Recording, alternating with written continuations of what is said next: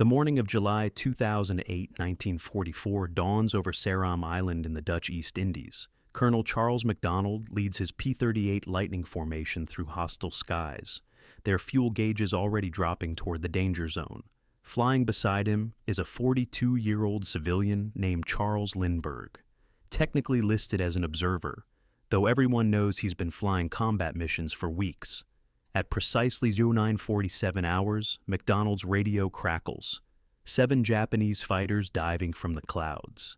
If you find these stories of courage and strategy inspiring, please take a moment to like this video, subscribe to our channel, and share your thoughts in the comments below. Your support helps us keep these historical legacies alive. A lone K-51 Sonya bomber tries to break away at sea level where the Zero escorts should have every advantage. In these conditions, standard doctrine says American fighters can't compete with Japanese agility and should avoid the fight. But something is different today, something that shouldn't even be possible. Lindbergh banks hard, throttles forward, and accelerates. At sea level, where the P-38 traditionally struggled for range and speed, his Lightning responds like it's been transformed. The Sonya pilot glances back, eyes widening. The American fighter shouldn't be this fast. Not here. Not with the fuel it must have already burned just reaching this combat zone. The head-on pass lasts 3 seconds. Lindbergh's 50 caliber rounds find their mark. Captain Saburo Shimatada's aircraft disintegrates into the jungle canopy below. What the Japanese pilot didn't know, what Allison's own engineers swore was impossible, was that Lindbergh had been operating his engines in a way that violated every technical manual in the 5th Air Force. A technique that officially didn't exist. A modification so controversial that when he first proposed it 5 weeks earlier, mechanics threatened to ground any pilot who tried it. Yet, here's the impossible part. Lindbergh still has enough fuel to make it home, more than enough. His fuel consumption numbers don't just break the rules, they shatter them.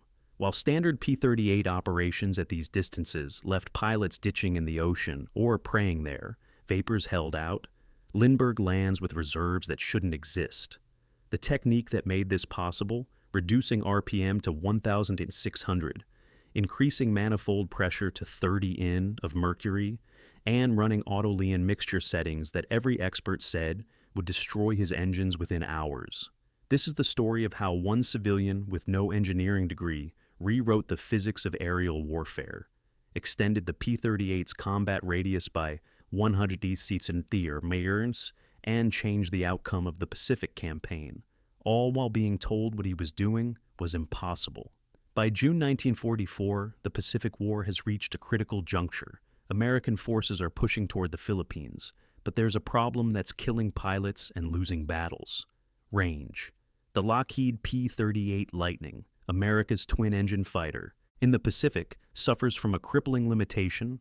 Its Allison VD's Venenikin 10 engines, rated at 1,475 horsepower each, are magnificent pieces of engineering, but they're also fuel-hungry monsters. At standard operating procedures, 2,200 to 2,400 revolutions per minute with auto-rich mixture settings, the P-38's combat radius tops out at approximately 570 MSPR. The mathematics are brutal, from bases in New Guinea to targets in the Philippines.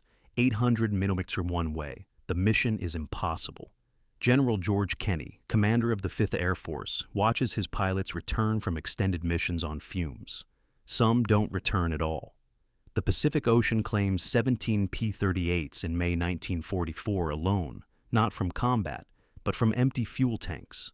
Pilots ditch within sight of their carriers. Their fighters transformed into expensive sinkholes because they couldn't stretch their fuel just 50 more miles. The Allison engineers have tried everything. They've calculated optimal cruise speeds. They've refined mixture ratios. They've published detailed technical manuals specifying exactly how to operate their engines for maximum efficiency. Their recommendation: maintain high RPM with auto-rich mixture settings to ensure adequate cylinder cooling and prevent detonation. These aren't suggestions. They're requirements backed by thousands of hours of testing. Lieutenant Colonel Charles MacDonald, the 29-year-old commander of the 475th Fighter Group, Satan's Angels, knows the numbers by heart. His unit has the highest kill ratio in the theater. 12 Japanese aircraft destroyed for every P-38 lost. But they're handicapped by geography. Every mission is a calculated gamble with fuel reserves. The situation reaches crisis level on June 15, 1944. A reconnaissance flight over Sam spots a major Japanese staging area. The target is strategically vital. It's also 650 km from the nearest American base. McDonald calculates the numbers 3 times, hoping he's wrong. He isn't. His P-38 seconds can reach the target with drop tanks, but the return trip will require ditching half his squadron in the ocean. He cancels the mission. The enemy base survives to launch attacks that kill 43 American sailors over the next 2 weeks. McDonald watches the casualty reports pile up, knowing his fighters could have prevented this. The technical limitations aren't theoretical anymore. Their body counts.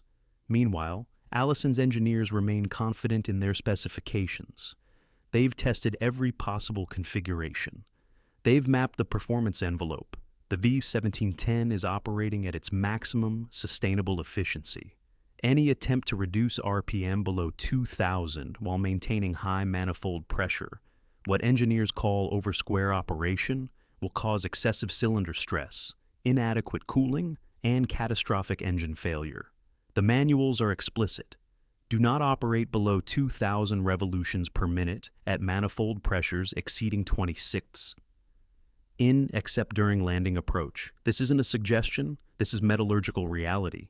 The Allison V-1710 has physical limits, and those limits are non-negotiable. Violate these specifications, and you don't just risk an engine, you risk the pilot's life. By mid-June, the consensus is unanimous. The Air Transport Command has explored every option. Lockheed's engineers have reviewed the airframe limitations. Allison's technical representatives have checked their calculations. The P-38's range cannot be significantly extended without compromising engine reliability. The 45 75th Fighter Group, America's elite Lightning unit, with 552 confirmed victories, is operating at the absolute limits of what's physically possible.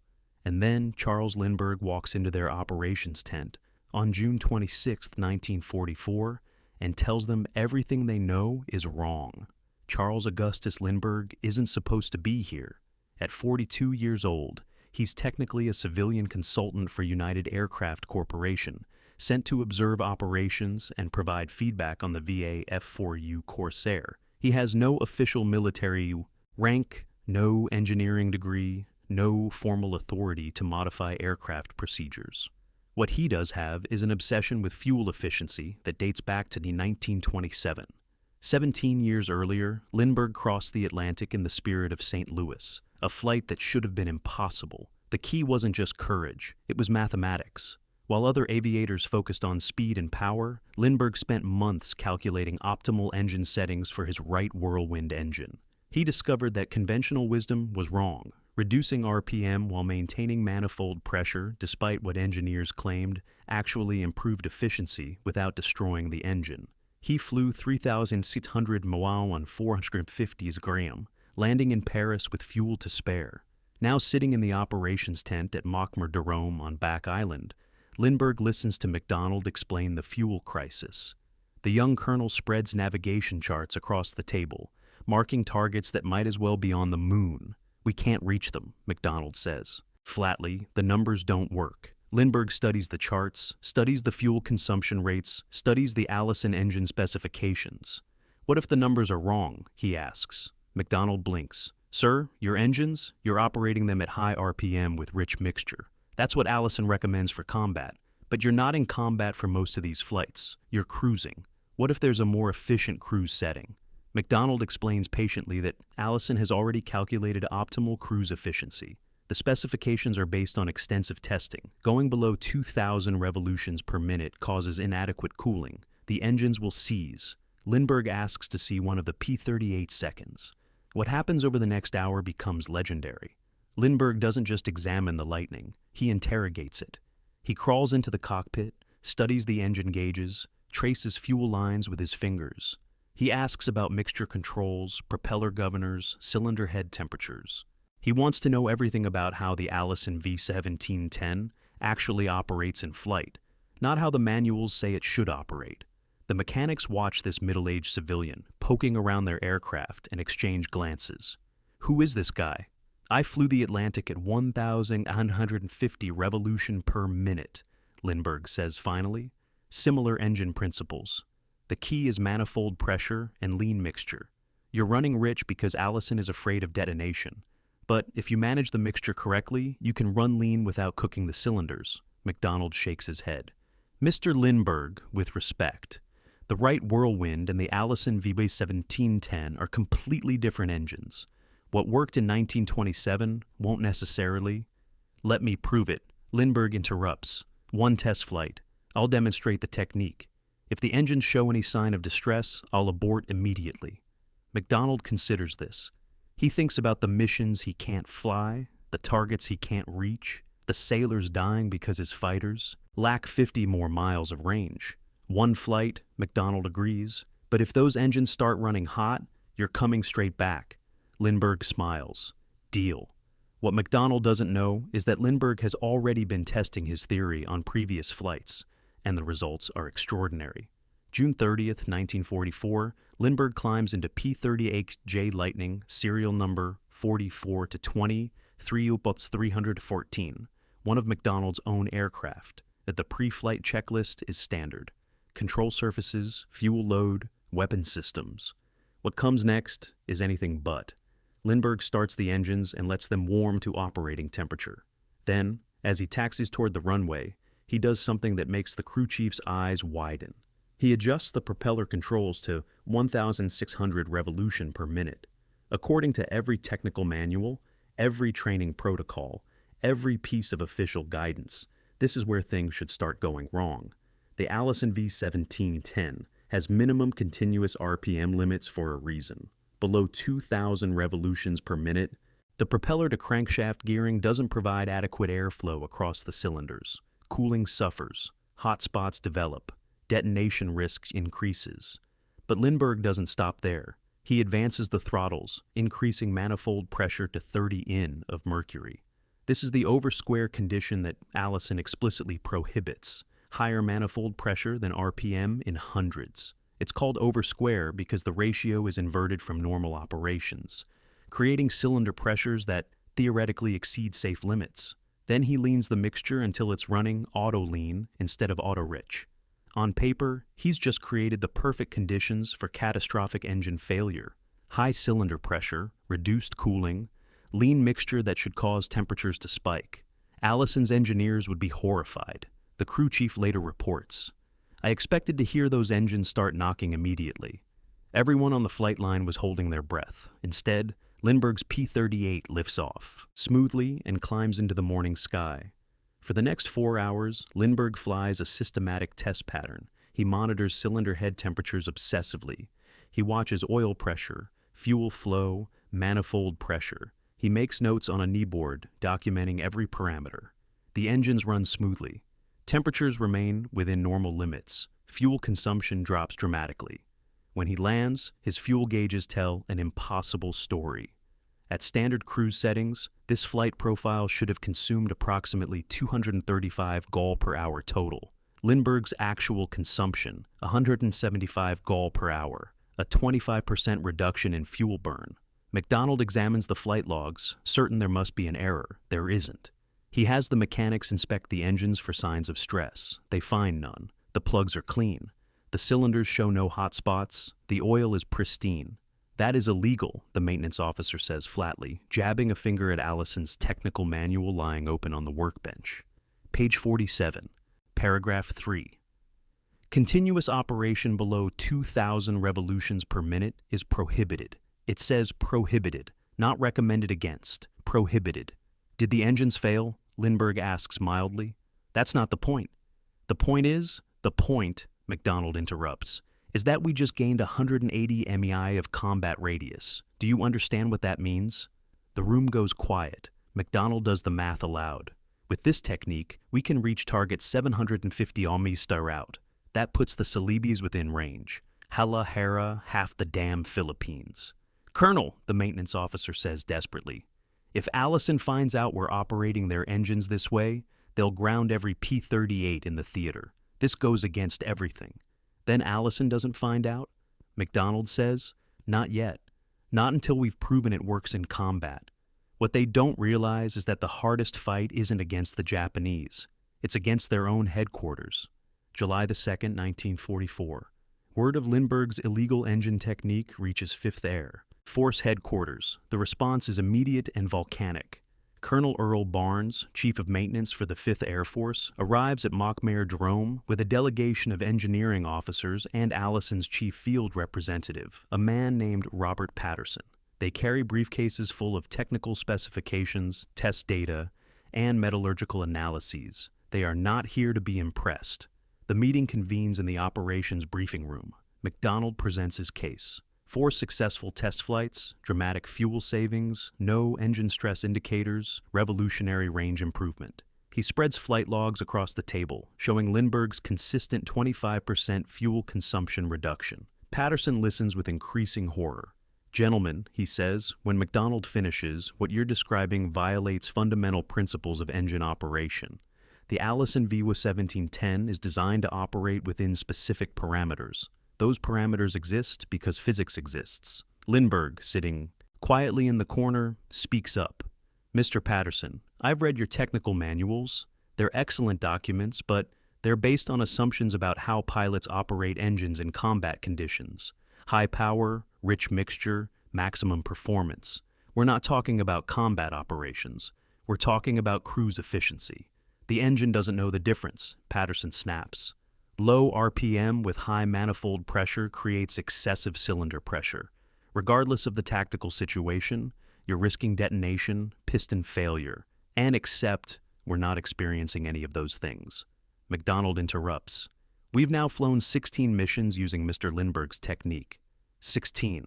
We're monitoring temperatures constantly. The engines are running cooler than standard operations, not hotter. That's impossible. That's measurable, Lindbergh says quietly. He pulls out a graph showing cylinder head temperature comparisons.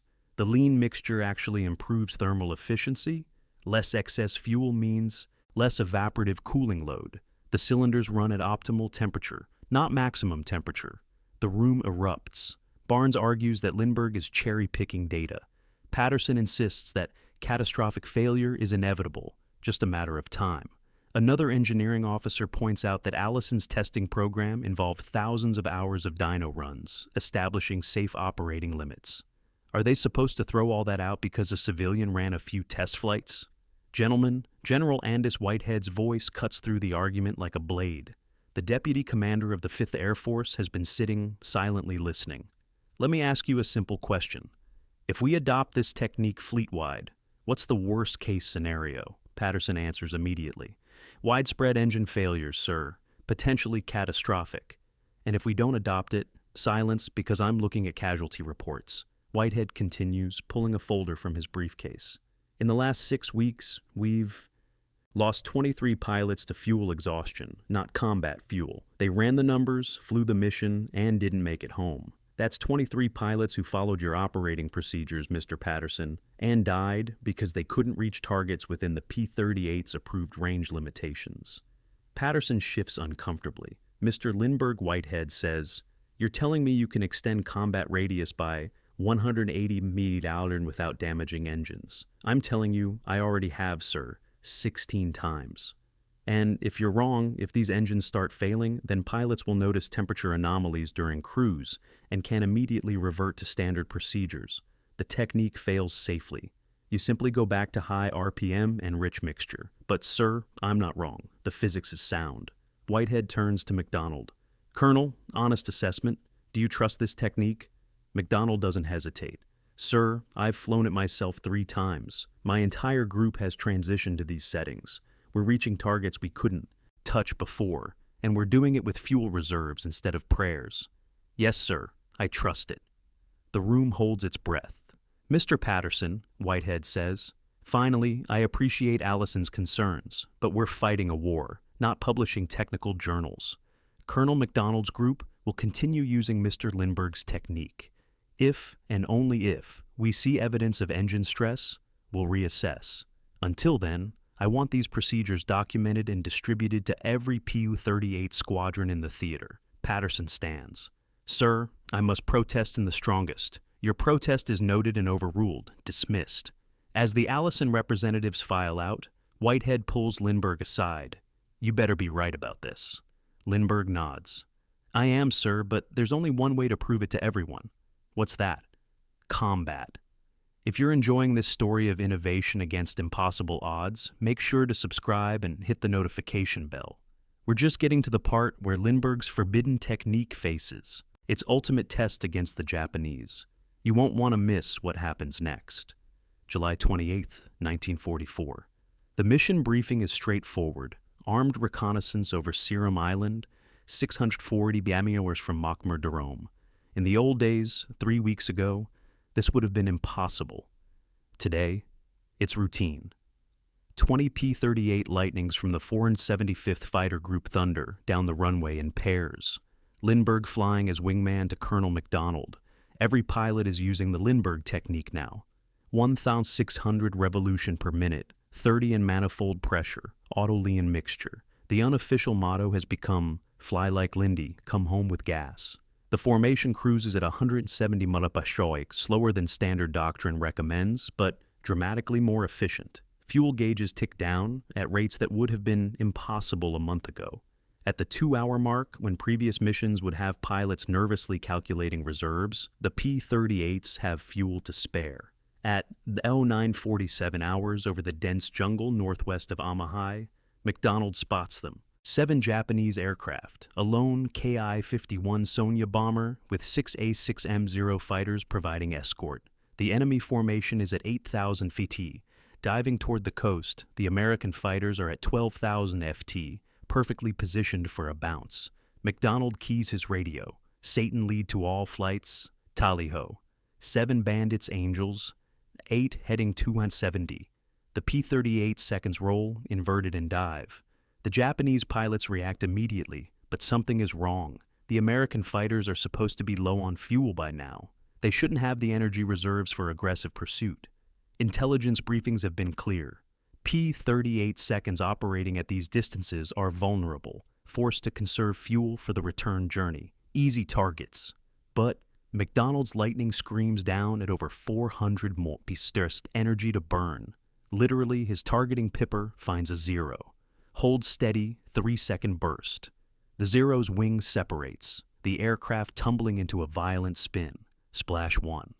MacDonald calls calmly. The Sonya pilot, Captain Saburo. Shimada breaks hard left, trying to reach sea level where the heavy American fighters can't follow effectively. The Mitsubishi 6M0 has always dominated at low altitude. The lightweight design, the incredible maneuverability, the Nakajima Sakai engine optimized for low-altitude performance. All of these favor the Japanese in a sealed dogfight. Shimotada has survived 47 combat missions using exactly this tactic.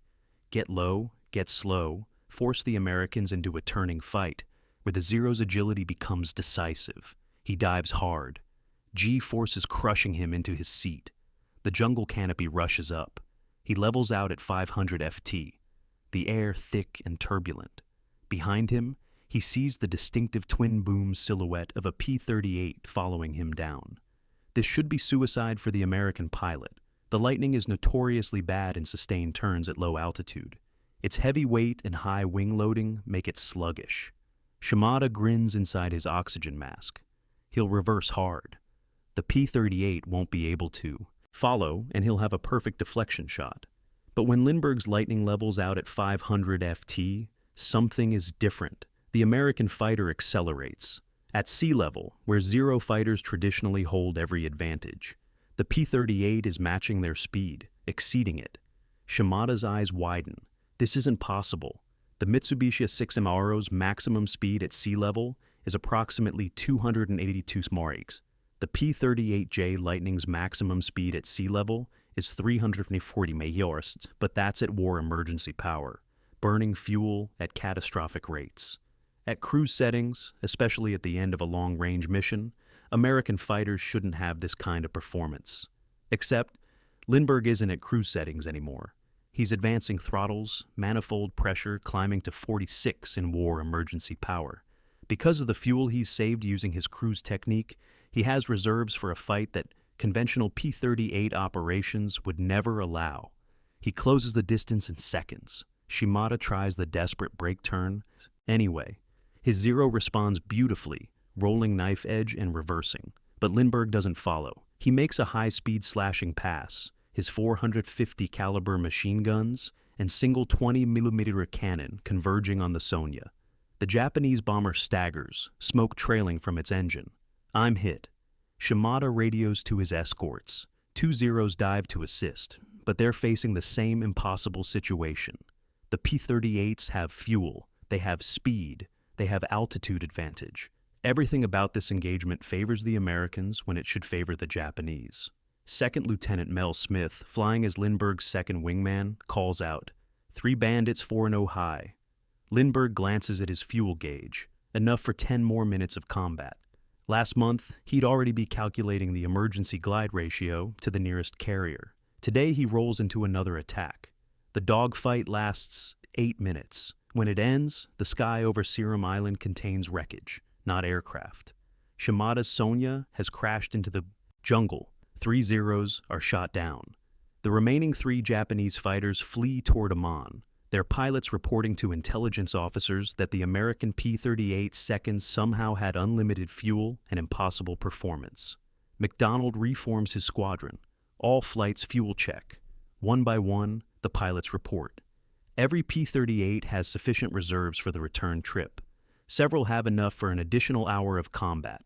These are numbers that should not exist. The formation turns northeast toward home. They cruise at 1,600 revolution per minute, 30 in manifold pressure, auto-lean mixture. The engines humbly, temperatures nominal, fuel consumption optimal. Below them, 640 foul mi of hostile ocean that has claimed so many American pilots. Today, it claims none. When they land at Mulchmer Dome 4 hours and 20 minutes after takeoff, the flight line crews count the returning aircraft.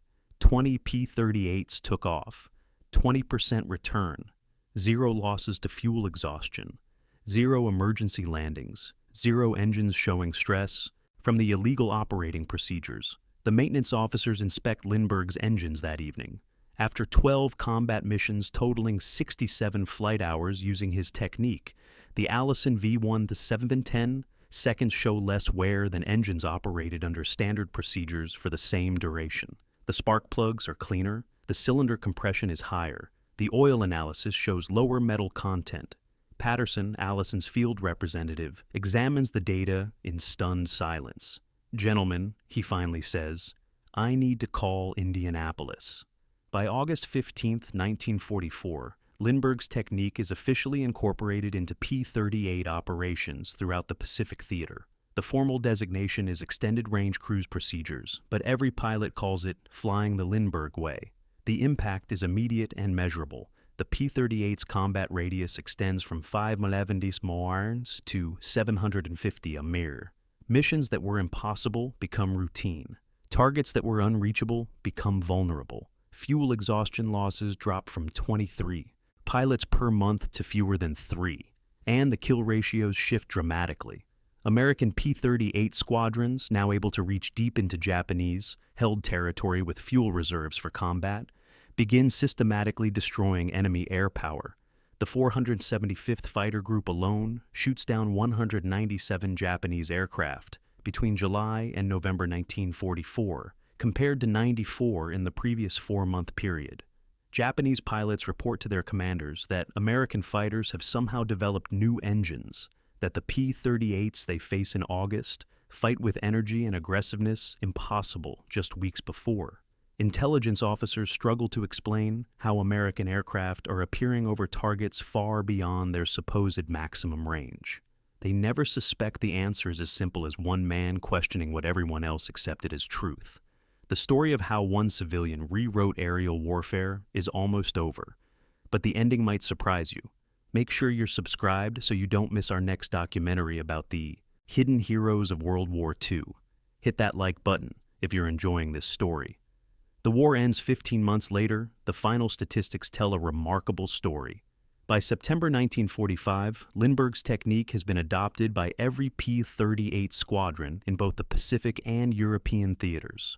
Over 8,000 P-38 pilots are trained in extended-range cruise procedures.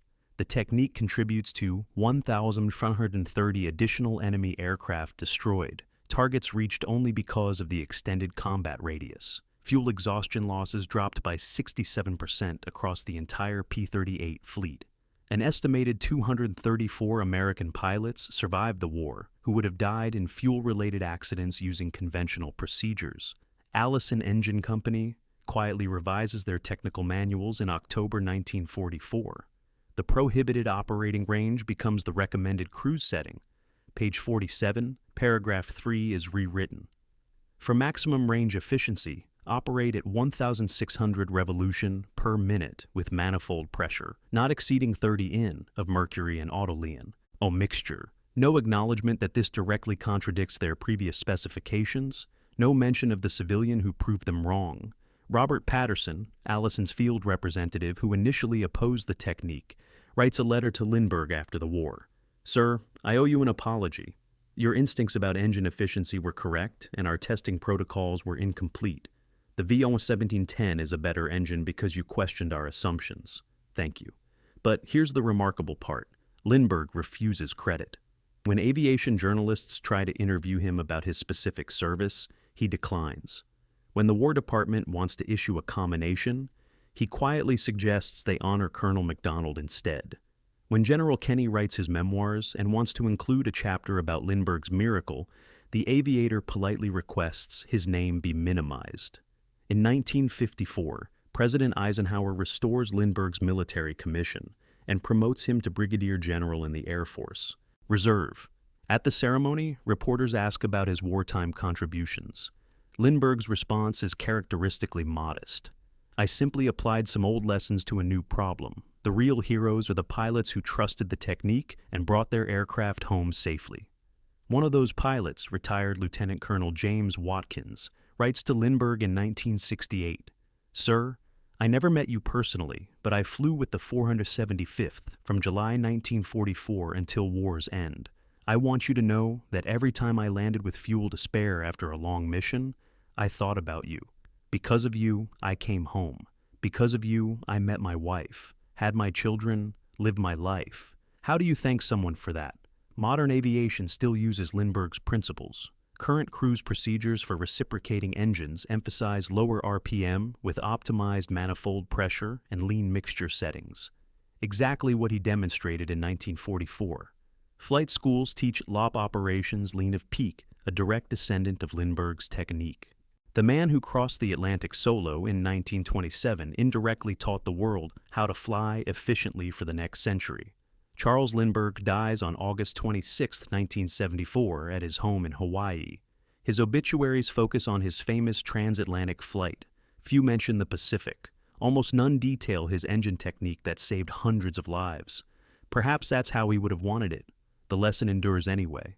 Sometimes the most radical innovation comes not from accepting what experts tell you is impossible, but from asking a simple question: what if they're wrong? The P-38 pilots who came home when they shouldn't have, they know the answer. Thank you for watching. If you enjoyed this historical deep dive, please like the video, subscribe to the channel, and tell us in the comments which historical figure we should cover next.